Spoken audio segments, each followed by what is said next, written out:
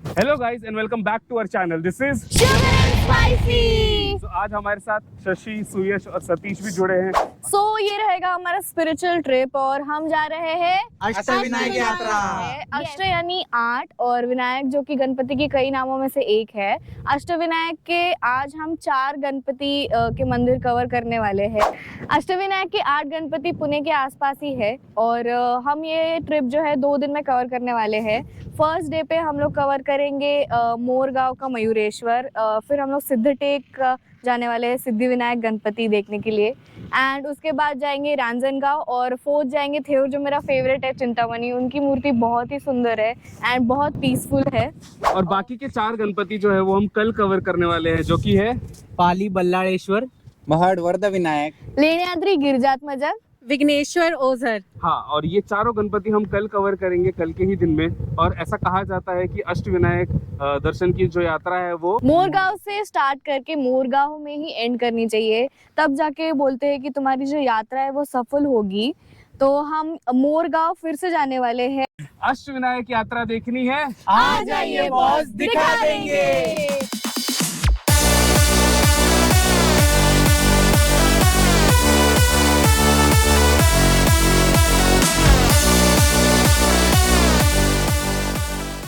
Hello guys and welcome back to our channel. This is sugar and spicy. Good morning.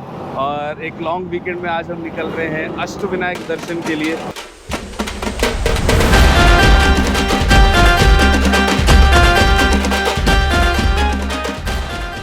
सबसे पहले हम जा रहे हैं मोरगांव, क्योंकि जो अष्टविनायक दर्शन है वो मोरगांव से ही शुरू होती है और एंड है वो भी मोरगांव में ही होता है। तो हम लोग अभी सबसे पहले मोरगांव जा रहे हैं, जो कि सोलापुर हाईवे से होके जाता है। तो हम लोग पहले नाश्ता करने के लिए रुके हैं S4G में और फिर हम लोग मंदिर की तरफ आगे जाएंगे।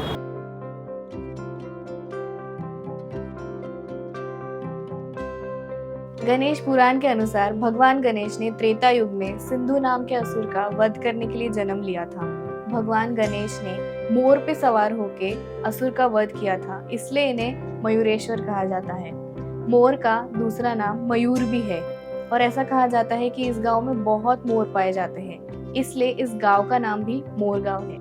ऐसा माना जाता है कि यहाँ पे स्थापित नंदी बैल को शिव मंदिर में ले जाया जा रहा था और जिस रथ पे उन्हें ले जाया जा रहा था उसका पहिया यहाँ पे मोरगांव में आके टूट गया। इस घटना को शुभ मानते हुए तब से लेके आज तक यहाँ पे नंदी बैल विराजमान है। मयूरेश्वर मोरगांव मंदिर पुणे से 65 किलोमीटर की दूरी पर है।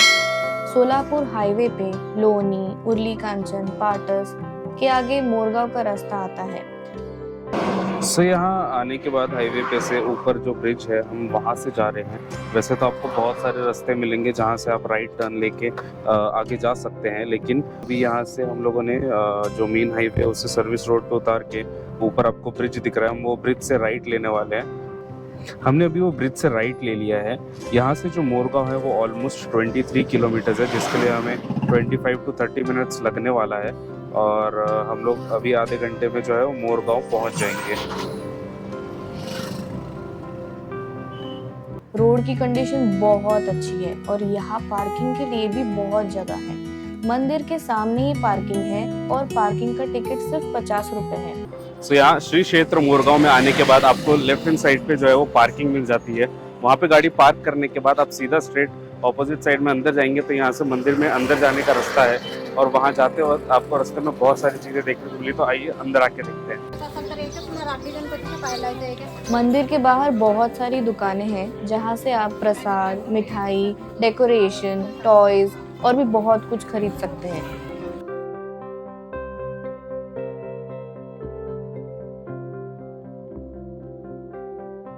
सो गाइज अभी हम खड़े हैं मयूरेश्वर मंदिर के बाहर, जो कि मोरगांव क्षेत्र के अंदर आता है।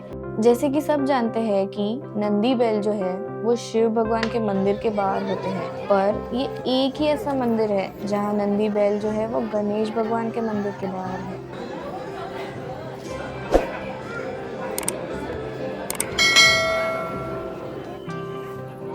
भगवान मयूरेश्वर की मूर्ति बहुत सुंदर है और उनके दर्शन करते ही मन में शांति महसूस होने लगती है।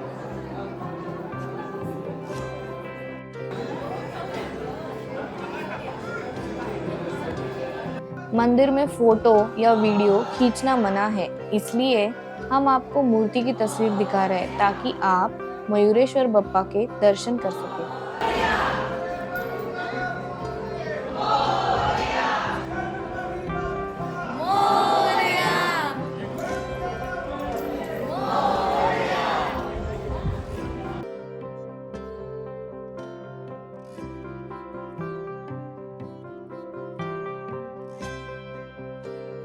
इस मंदिर में आपको नंदी बैल के अलावा गणेश भगवान की सवारी मूषक भी देखने को मिलेगी।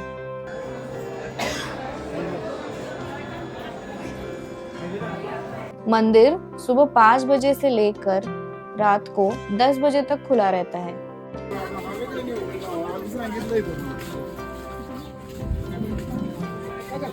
अब हम दूसरे गणपति के दर्शन की ओर जा रहे हैं, जो है सिद्धि विनायक गणपति सिद्धटेक में।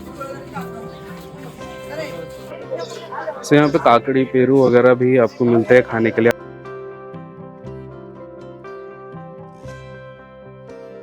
यहाँ पे अलग अलग वैरायटी के बैग्स और तोरण भी देखने को मिलेंगे। अगर आपको चाहिए तो आप वो भी खरीद सकते हो। कोई भी तोरण जो है यहाँ पे 100 रुपए का एक है, और अगर आप पर्स लेते हो तो 100 रुपए में 2 पर्स। So guys, हमने मयूरेश्वर मंदिर का दर्शन कर लिया है। We are going to the next one, जो है सिद्धटेक में Siddhi Vinayak Ganpati. So Darren, how was your Morgaon Mayureshwar darshan? Best best best, बहुत अच्छी फीलिंग थी। अंदर जाने के बाद मन बहुत शांत हो गया था और बहुत अच्छा लगा। और हम लोगों ने मतलब जो एक्चुअली वेटिंग थी 30-35 मिनट्स लगे हमें दर्शन करने के लिए। हमने आज सोचा नहीं था इतनी भीड़ होगी, लेकिन आज बहुत भीड़ थी। Guys, हमको फर्स्ट दर्शन पे ही अष्टविनायक की फर्स्ट मूर्ति गणपति के दर्शन के वक्त ही हमारा एक रील है जिसका 1 मिलियन व्यूज गया है and we are so happy। तो अगर आप लोग को हमारे वीडियोस पसंद आ रहे हैं तो please subscribe to our channel. आप लोगों के लिए फ्री है, लेकिन हमारे लिए उसके बहुत मायने हैं। So please subscribe to our channel.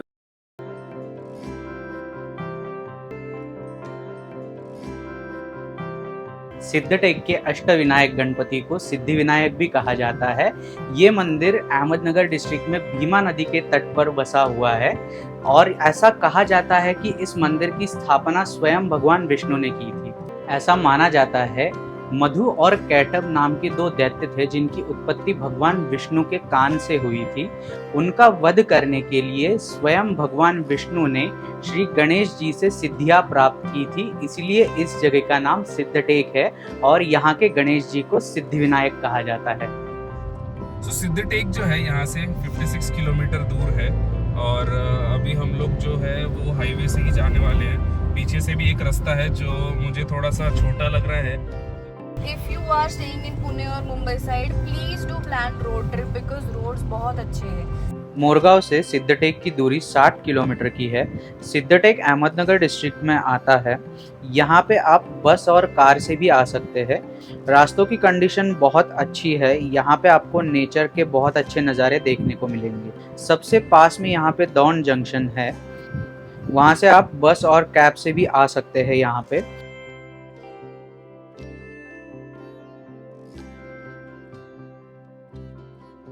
सो पाटस से निकलने के बाद ये जब हम हाईवे टच करते हैं यहाँ से राइट लेंगे और सीधा हम दौंड की तरफ जाएंगे। जो दौंड का रास्ता है, बिकॉज जो सिद्धटेक मंदिर है वो दौंड में ही आता है।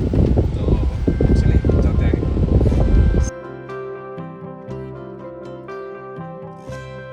सो यहाँ आगे चौक से जो सिद्धटेक है वो लेफ्ट साइड में 28 किलोमीटर है। सो उसके लिए हमें ऑलमोस्ट आधा घंटा और लगने वाला है। सो देखते हैं।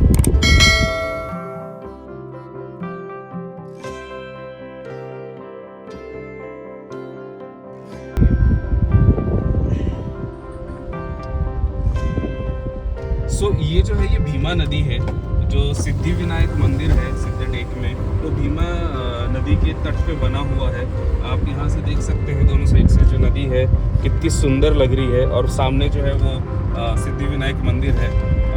सिद्धि विनायक मंदिर का कमान है, तो हम अंदर जाके दिखाते हैं आपको। यहाँ मंदिर के बाहर बहुत सारे गन्ने के रस की दुकानें वगैरह है, वो बहुत टेस्टी है। आप डेफिनेटली टेस्ट कर सकते हो।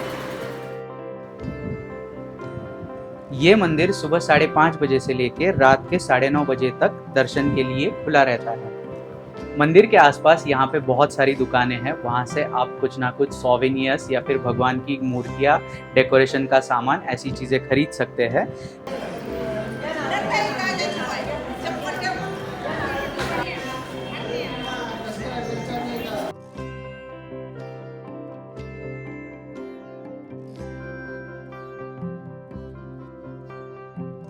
और इस मंदिर की एक और विशेषता है कि इस मंदिर की जो गणेश मूर्ति है उसकी जो सूंड है वो है दाई तरफ।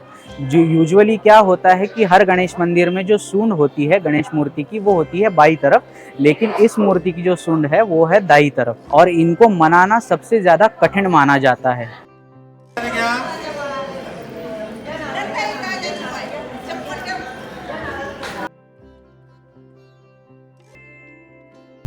अभी हम लोग सिद्धि विनायक से निकले हैं। सिद्धि विनायक मंदिर के हमने दर्शन किए और बहुत ही अच्छा एक्सपीरियंस था हमारा।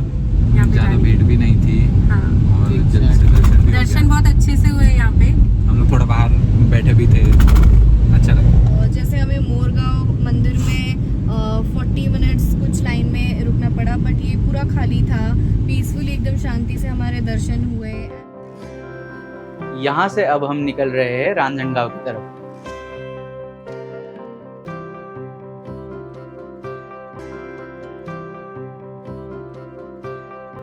रांजनगांव गणपति को महागणपति इसलिए कहा जाता है क्योंकि ये भगवान गणेश जी के सबसे शक्तिशाली रूप को दर्शाता है। इस मंदिर की जो मूर्ति है वो कमल के फूल पे विराजमान है, और भगवान गणेश जी के साथ हमें उनकी पत्नियां रिद्धि और सिद्धि के भी दर्शन हो जाते हैं। कहा जाता है कि भगवान शिव ने त्रिपुरासुर नामक राक्षस को मारने के लिए गणेश भगवान जी के महागणपति रूप का आवाहन किया था। इस मंदिर की मूर्ति को महोत्कट भी कहा जाता है क्योंकि इस मूर्ति के 10 सूंड और 20 भुजाएं हैं। पुणे से रांजनगांव महागणपति का जो रास्ता है वो 50 किलोमीटर का है, और अगर आप सिद्धटेक से जा रहे हैं तो ये रास्ता 78 किलोमीटर का है। ये मंदिर अहमदनगर पुणे हाईवे पे ही है, और दूर से ही हमें इस मंदिर की कमान दिख जाती है।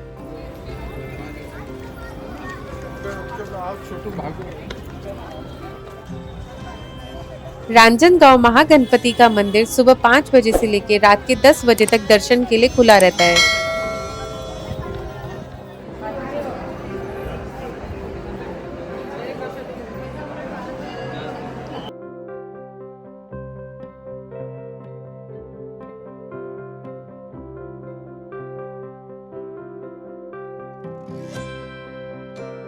मंदिर के सामने की दीवार पे पेंटिंग्स की गई हैं। इस पेंटिंग्स के द्वारा मंदिर की स्थापना और उनके इतिहास का वर्णन किया गया है।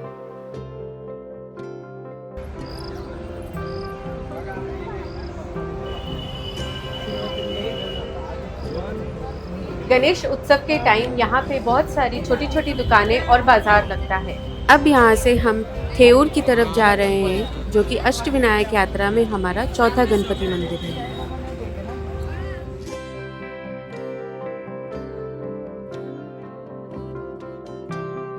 ऐसा कहा जाता है कि राजा अभिजीत और उनकी पत्नी गुणवंती को एक पुत्र था जिसका नाम गणेशुर था।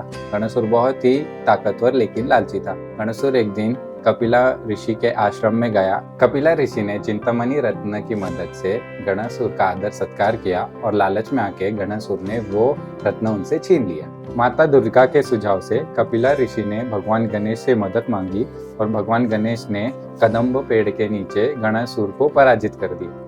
भगवान गणेश ने कपिला ऋषि को वो रत्न लौटा दिया और कपिला ऋषि ने अपनी खुशी से भगवान गणेश के मान सम्मान में उनको वो रत्न अर्पण कर दिया। भगवान गणेश ने चिंतामणि रत्न अपने गले में पहन लिया, इसलिए उन्हें चिंतामणि भी कहा जाता है। चिंतामणि यानी हर चिंता और दुख को हरने वाला। रांजनगांव से थेऊर का डिस्टेंस 42 किलोमीटर के आसपास है और नगर रोड से होके बहुत सारे रास्ते थेऊर की तरफ जाते हैं।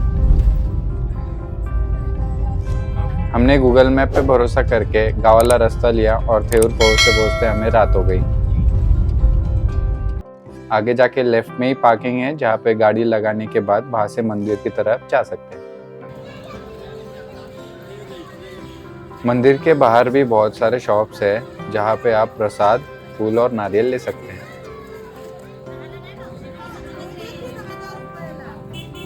मंदिर सुबह 6 से लेकर दोपहर के 1 बजे तक और दोपहर के 2 बजे से रात के 10 बजे तक दर्शन के लिए खुला रहता है।